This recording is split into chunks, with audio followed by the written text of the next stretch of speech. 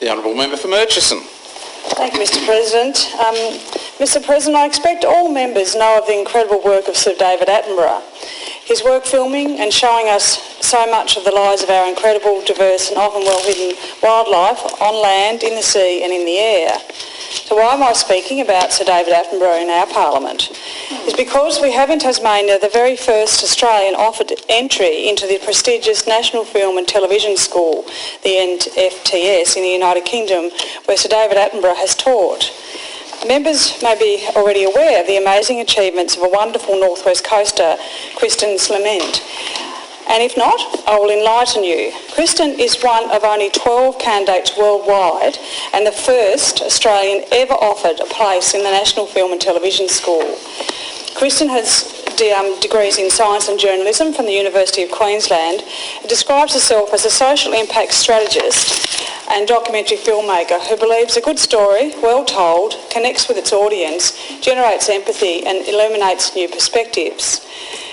Kirsten wants to take that a step further by combining great storytelling with novel strategy.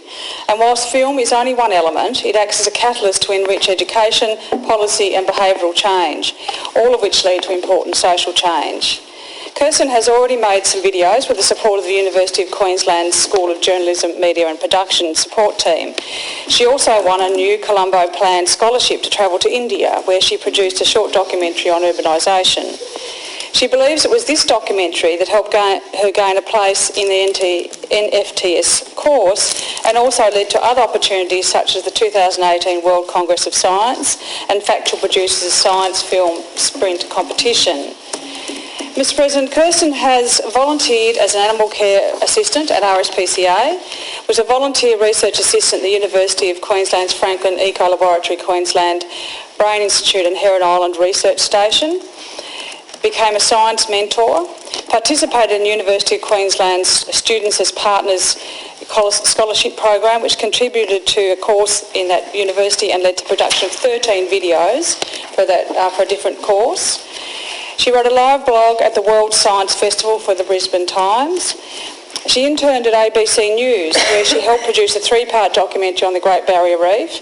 And in Israel, where she was interning for the ABC, she worked for the Association for Urban Farming.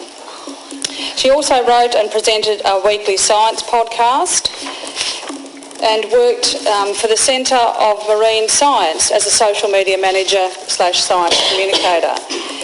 Mr President, as you can see, Kirsten is a go-getter, out to make a real difference in our world and take Tasmania to the world and ensure there is an Australian presence and influence in this highly prestigious program. Kirsten plans to return to Tasmania once her studies are complete and give back to our state, the community, and to ensure Australia and Tasmanian content is front and centre and is created by a Tasmanian. Mr President, I know we all get many requests for financial support and we tend to support those in our local electorates. But this is truly a remarkable achievement for a Tasmanian, especially when you consider no other Australian has ever been accepted. Kirsten has been informed that she is unable to work during the 2-year course, such as the intensity of the program.